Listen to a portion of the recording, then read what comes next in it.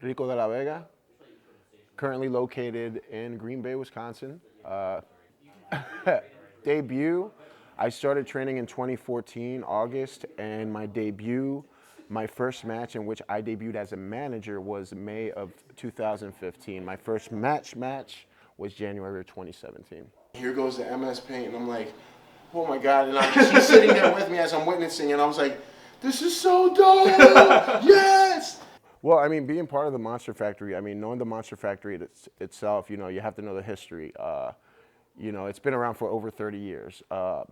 Pretty boy Larry Sharp, who's from Paulsboro, New Jersey, which is where I actually grew up at after I came from Puerto Rico. And, you know, he started the Monster Factory. He ran it up until the current owner, Danny Cage, took over. That's who I was trained by.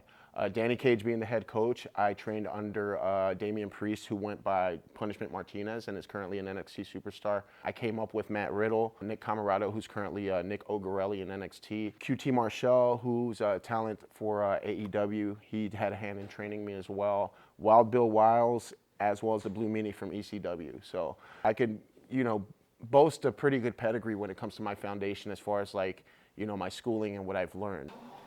Oh, hell. Feels like I'm home. Do I walk in the elevator or what do I do? Yep. Walk in it? Yep.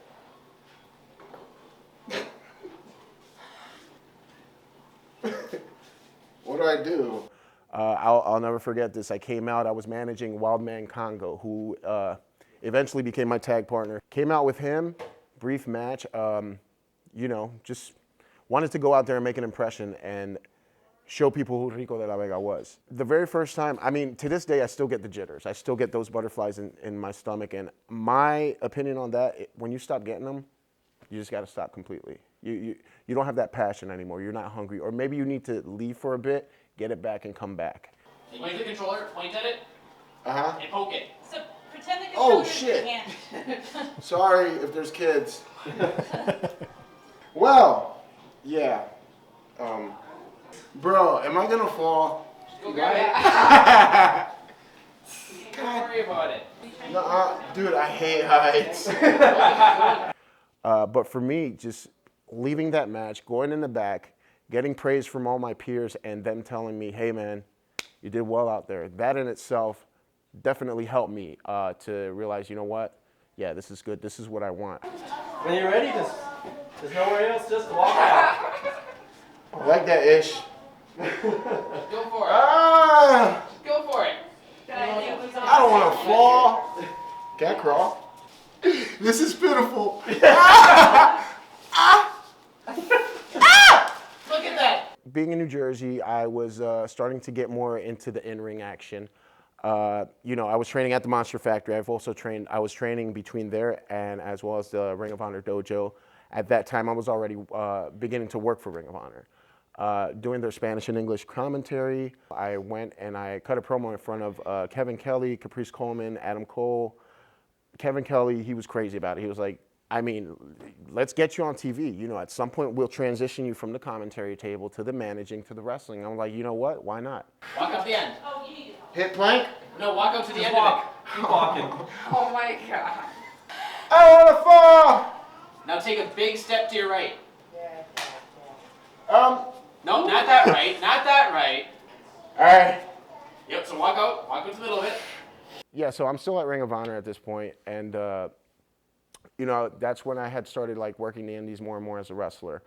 Ended up tearing both of my labrum. I was actually, you know, in the process of trying to get on Future of Honor so I can go ahead and get the wrestling aspect of it going. They were going to have a taping at the dojo. I just got into just this really bad place in my head, and and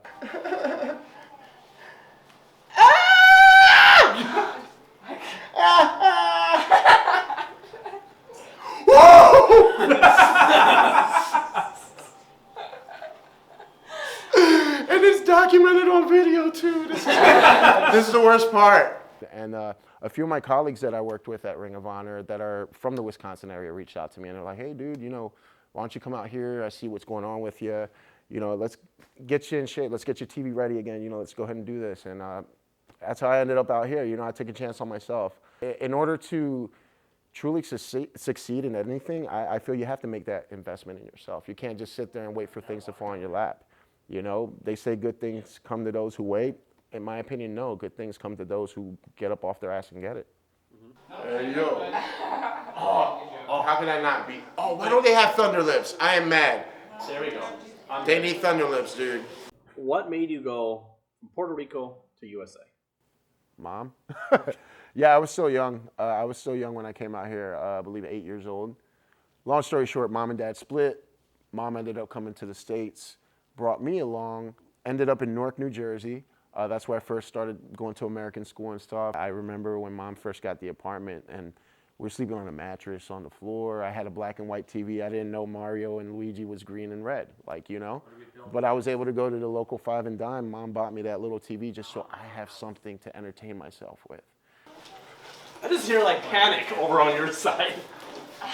I'm trying to figure this shit out. Without growing up that way, you know, mind you, like I came up in Puerto Rico where I was at. Our town is like, we have a family compound where it's just like all of us, like just there hanging out, you know, very cool. It's like farm animals and stuff. And, you know, then we come to Jersey and, you know, it's cold and like, you know, you have like city transit and all this crazy stuff. So it's definitely a culture shock. But like seeing mom struggle and do what she did just to keep me happy and make sure that I have a good childhood and upbringing, I mean, that to me, that drove me even more.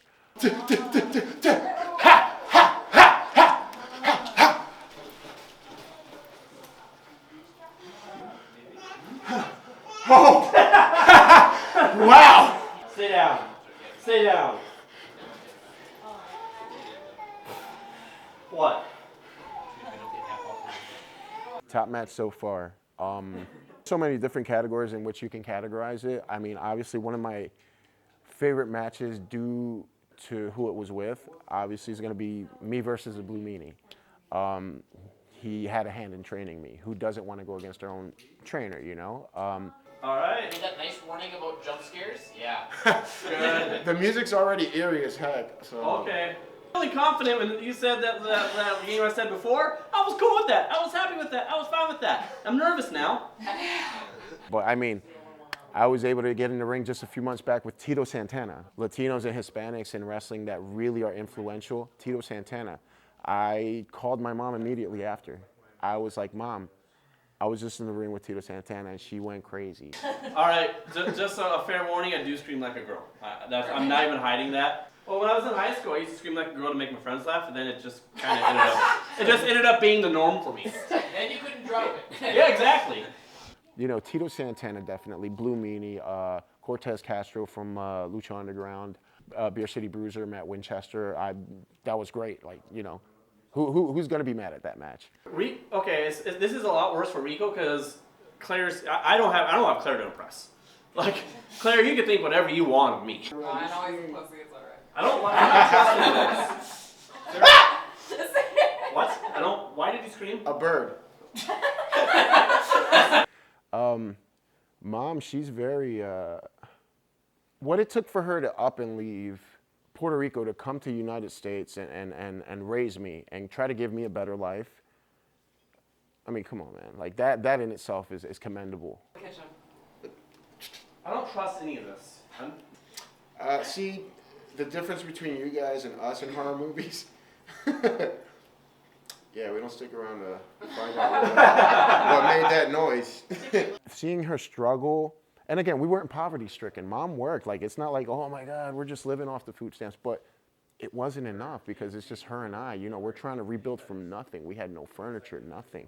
Being just that courageous and that brave and that driven that she's going to do anything, whatever it takes to find that job so she could put, you know, food on the table. If we didn't have meat, we had rice and eggs. Like, you know what I mean? She made it work.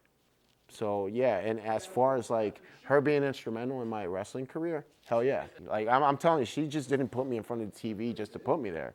Like she watched it. She actively still watches it from time to time. She's the one who sat me in front of the TV. That first time I saw the Ultimate Warrior just zip across that screen. I want to say it was Saturday night main event. Love you, bud. If we don't make it out of here, it was real.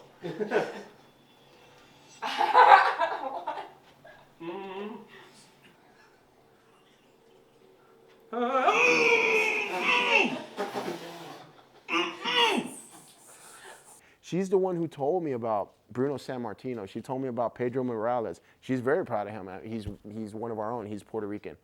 That was a source of pride not only for the Puerto Rican people, but for somebody like me who wanted to pursue this. You know, she bought me the action figures. She bought me the wrestling ring. She bought me anything that I needed in order for me to try and get my fix, so to speak, when it came to it. She would provide it. Hey, Rico. No. Remember when we were playing Rocky? Yeah. That was fun, right? Yeah, it was. Yeah, it was. Don't turn around and watch. We're in Bed Bath Beyond. I'm in the Beyond section. Come on, I got enough kids, man. I heard that. I heard that. Gonna keep walking, not pay attention to anything going on. I'm in the ready position.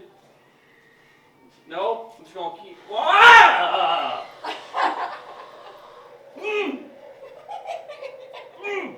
She was just so nurturing in that manner when it came to wrestling, because she knew what I wanted to do, you know.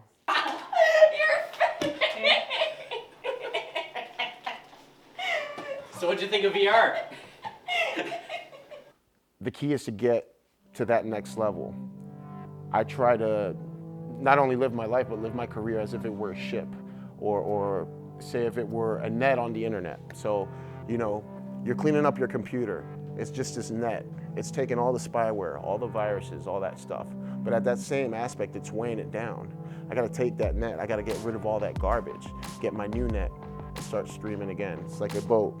As long as I'm floating, I don't need any anchors, I don't need anything holding me back. I wanna stay afloat. So just eyes on the prize, tunnel vision. Mi gente, Rico De La Vega here. Between counts, like, subscribe, share this page, especially my video. Here with Ref TJB, just doing a little intimate interview. You know, I want the people to get to know me. I want the people to get to know who Rico De La Vega really is, and I think that this is a good platform to do it on. Also, please follow me on social media. On Facebook, just look me up, Rico De La Vega. On Twitter and Instagram, you can find me at Real Rico DLB. But yeah, at the end of the day, please subscribe, please like, please share, please do all these things. Support indie wrestling, support local wrestling, support Wisconsin wrestling.